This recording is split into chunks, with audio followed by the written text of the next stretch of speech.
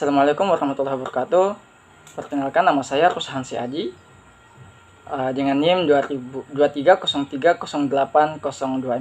Saya dari jurusan Tadris Bahasa Indonesia, Fakultas Tarbiyah dan Ilmu Keguruan, Institut Agama Islam Negeri Ambon. Nah, dalam video kali ini saya ingin membahas mengenai salah satu materi cabang ilmu linguistik, yaitu fonologi. Lebih tepatnya pada tema pengertian fonologi, cabang-cabang fonologi, dan realisasi bunyi bahasa.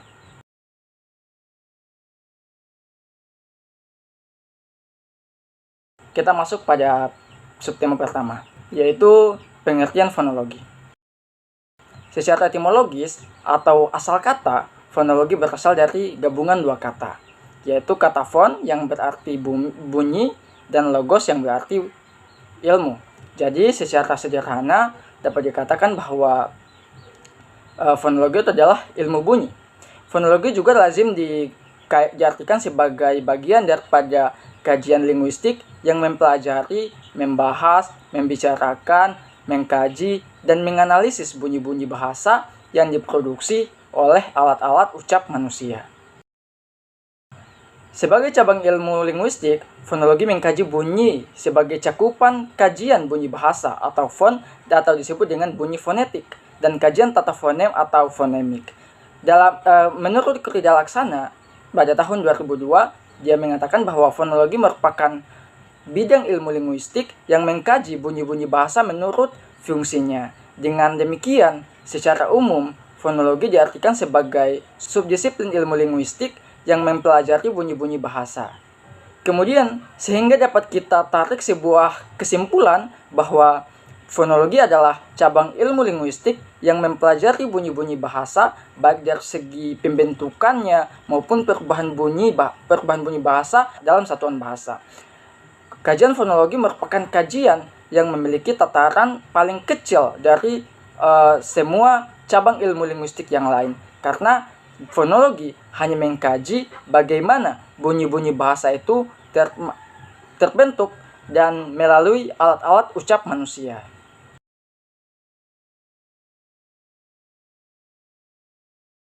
Kemudian masuk tema yang kedua, yaitu cabang-cabang fonologi. Nah, fonologi itu dapat dibagi ke dalam dua cabang. Yang pertama itu adalah fonetik. Fonetik sendiri itu adalah salah satu cabang ilmu fonologi yang mempelajari bunyi bahasa tanpa mempertimbangkan maknanya.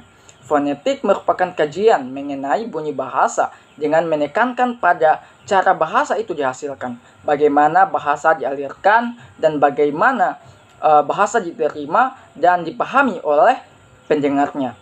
Jadi bisa diartikan bahwa fonetik ini mengkaji bagaimana bunyi bahasa itu dihasilkan, diklasifikasikan, dan dipahami oleh manusia.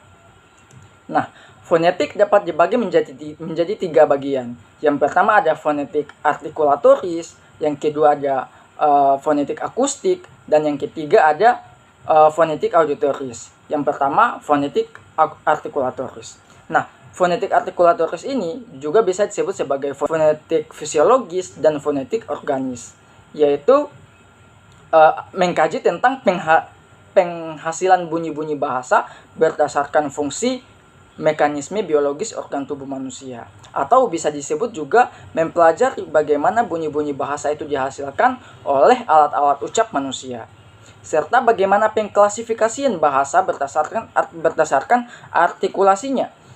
Nah, fonetik ini biasanya menjadi kajian para linguis, terutama dalam hal mengkaji bagaimana menuturkan bunyi bahasa secara tepat berdasarkan cara dan bentuk artikulasinya. Yang kedua, jika fonetik artikulatoris atau fonetik fisiologis atau fonetik organis tadi, dia membahas bunyi bahasa itu dihasilkan oleh alat-alat ucap manusia, maka bunyi bahasa yang keluar dari alat-alat ucap manusia atau bibir manusia kemudian merambat ke udara, itu dikaji oleh fonetik akustis. Nah, jadi fonetik akustis itu dia mempelajari bunyi bahasa berupa getaran udara dan mengkaji tentang frekuensi getaran bunyi, amplitudo, intensitas, dan timbrenya. Nah, kajian ini juga dia bersifat fisis sehingga biasanya banyak dikaji oleh para ahli fisika juga gitu.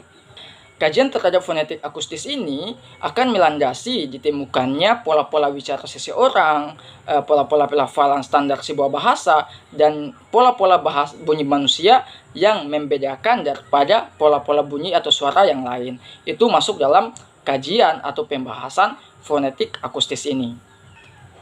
Lalu yang ketiga, yaitu fonetik auditoris. Nah, dalam fonetik auditoris ini, dia kaji bagaimana bunyi-bunyi bahasa itu merambat ke udara kemudian diterima oleh alat pendengaran manusia. Jadi fonetik auditoris ini bagaimana mekanisme telinga dapat menerima bunyi sebagai hasil daripada udara yang bergetar gitu.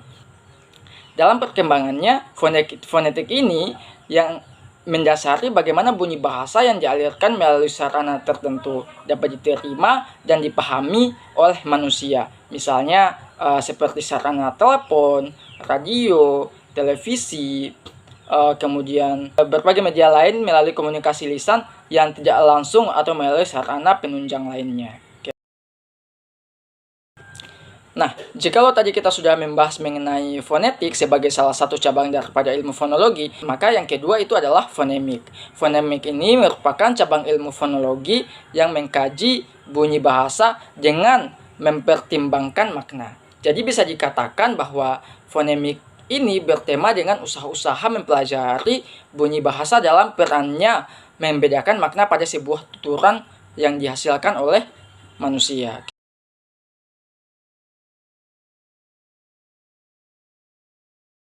Nah, subtema ketiga yang akan saya bahas pada video kali ini itu adalah mengenai realisasi bunyi bahasa atau bagaimana bunyi bahasa itu direalisasikan gitu dalam kegiatan kita sehari-hari. Jadi, proses atau cara terjadinya bunyi itu disebut sebagai artikulasi.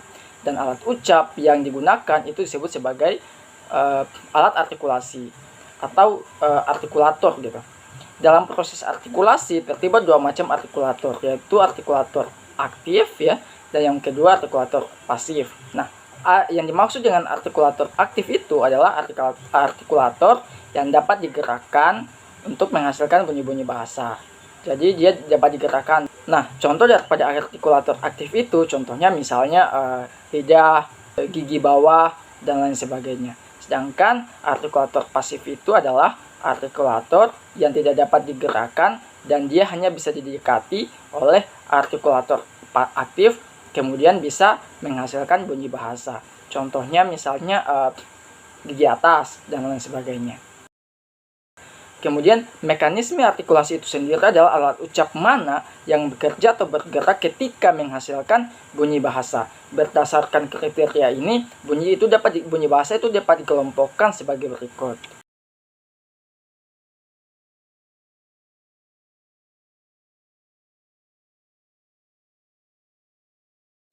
Yang pertama bunyi bilabial, yaitu bunyi bilabial itu adalah bunyi yang dihasilkan oleh keterlibatan bibir bawah atau labium dan bibir atas atau labium. Caranya bibir bawah sebagai artikulator aktif maksudnya menyentuh bibir atas sebagai titik artikulasi.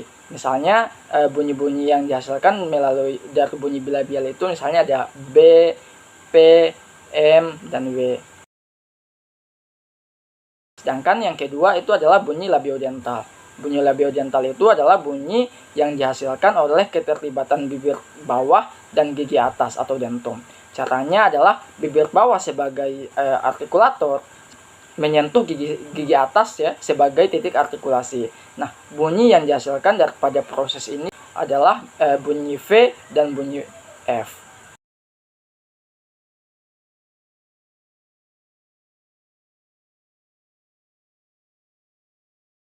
Yang ketiga daripada realisasi bunyi bahasa tadi itu adalah bunyi apikodental. Nah, yaitu bunyi apikodental itu bisa dikatakan sebagai bunyi yang dihasilkan oleh keterlibatan ujung lidah atau apex dan gigi atau dentum atas. Caranya ujung lidah sebagai artikulator menyentuh gigi atas sebagai titik artikulasi. Nah, bunyi-bunyi yang dihasilkan daripada proses bunyi melalui bunyi apikodental ini adalah misalnya bunyi T pada kata pintu, bunyi D pada kata pada, bunyi N pada kata minta, dan lain sebagainya. Yang keempat ya, bunyi apikoalveolar, yaitu bunyi yang dihasilkan oleh keterlibatan ujung lidah atau apex dan gusi atau alveolum atas. Caranya, ujung lidah sebagai artikulator menyentuh gigi atas sebagai titik artikulasi. Misalnya bunyi-bunyi yang dihasilkan pada bunyi apikoalveolar ini, misalnya ada bunyi T pada kata pantun, bunyi D kata pada duduk, dan bunyi N pada kata nama.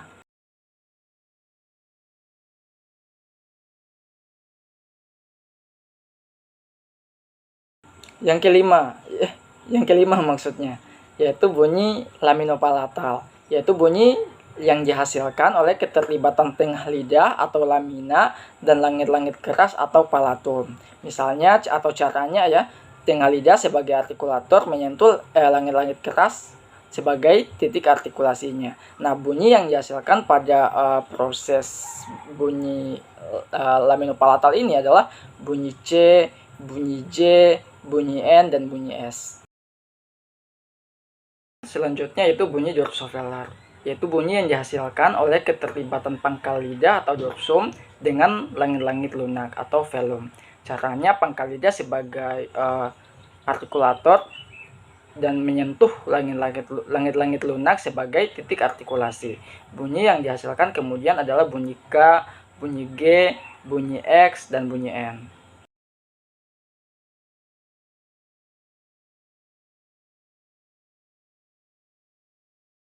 Kemudian bunyi dorsovular, yaitu bunyi yang dihasilkan oleh keterlibatan pangkal lidah atau dorsum dan anak tekak atau uvula. Caranya, pangkal lidah sebagai artikulator menyentuh anak tekak sebagai titik artikulasi. Bunyi yang dihasilkan kemudian pada proses bunyi dorso-uvular ini adalah bunyi Q dan bunyi R. Kemudian bunyi laringal, yaitu bunyi yang dihasilkan melalui keterlibatan tenggorok atau laring gitu. Caranya, udara yang keluar dari paru-paru itu digesekkan ke tenggorokan. Misalnya bunyi yang dihasilkan adalah bunyi H. Yang terakhir itu bunyi glotal. Ini termasuk yang terakhir daripada realisasi bunyi bahasa itu sendiri. Bunyi glotal yaitu bunyi yang dihasilkan oleh keterlibatan lubang atau celah glotis pada pita suara. Caranya, pita suara merapat sedemikian rupa sehingga menutup glotis. Misalnya bunyi yang dihasilkan itu adalah tanda tanya ya, dan atau hamzah. Nah, itu dia tadi pembahasan dalam video ini mengenai 3 subtema yang saya bahas sebelumnya, yaitu yang pertama mengenai pengertian fonologi, yang kemudian kedua adalah cabang-cabang fonologi yang mana terbagi menjadi 2, yaitu fonetik dan fonemik. Yang ketiga adalah realisasi bunyi bahasa yang mana telah kita selesai bahas pada beberapa menit sebelumnya. Terima kasih banyak. Saya akhiri dengan mengucapkan wassalamualaikum warahmatullahi wabarakatuh.